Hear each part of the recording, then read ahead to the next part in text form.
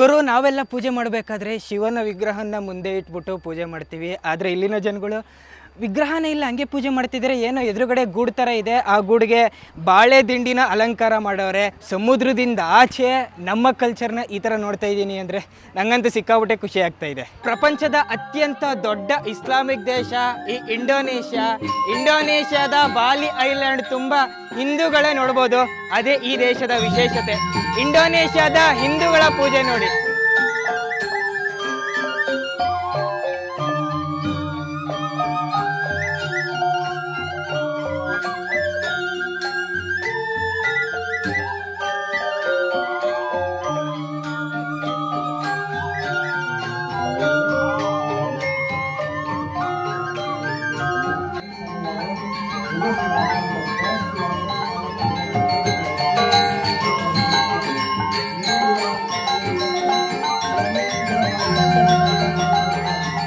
ನಾನು ಸ್ವಲ್ಪ ಚಿಕ್ಕ ವಯಸ್ಸಿಂದ ವ್ರತ, ಪೂಜೆ, ಪುನಸ್ಕಾರ, ಹೋಮ ಹವನ ಎಲ್ಲ ಮಾಡಿದ್ದೀನಲ್ಲ. ಸೊ ನನಗೆ ಗೊತ್ತಾಗ್ತಾ ಇರೋದು ಇಲ್ಲಿ ಏನು ಅಂತಂದ್ರೆ ನಮ್ಮ ಆಚರಣೆ ಮತ್ತೆ ಇಂಡೋನೇಷ್ಯಾದಲ್ಲಿರುವಂಥ ಹಿಂದೂಗಳ ಆಚರಣೆ ಎಲ್ಲ ಆಲ್ಮೋಸ್ಟ್ ಸೇಮ್ ಟು ಸೇಮೇ.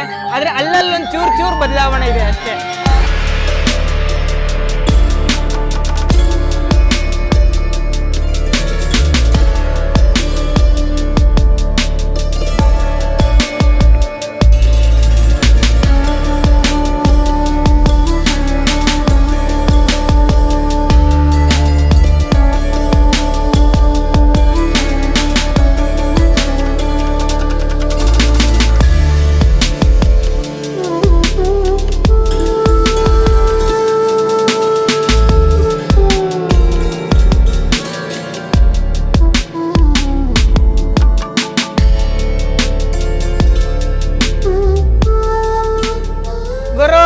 ಈಗ ನಡೀತಾ ಇರೋದು ಓಡಾಲ ಅಂತ ಒಂದು ಹಬ್ಬ.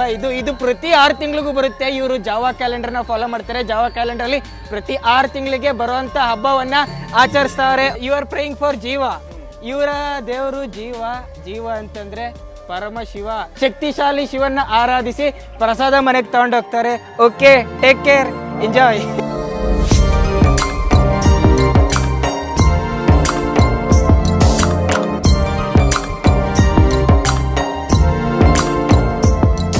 ದೇವರು ಕನ್ನಡಿಗರು ಬಾಲಿಯ ಉಲ್ವಾಟು ದೇವಸ್ಥಾನದ ದರ್ಶನ ಮಾಡೋಕ್ಕೆ ಬಂದವ್ರೆ.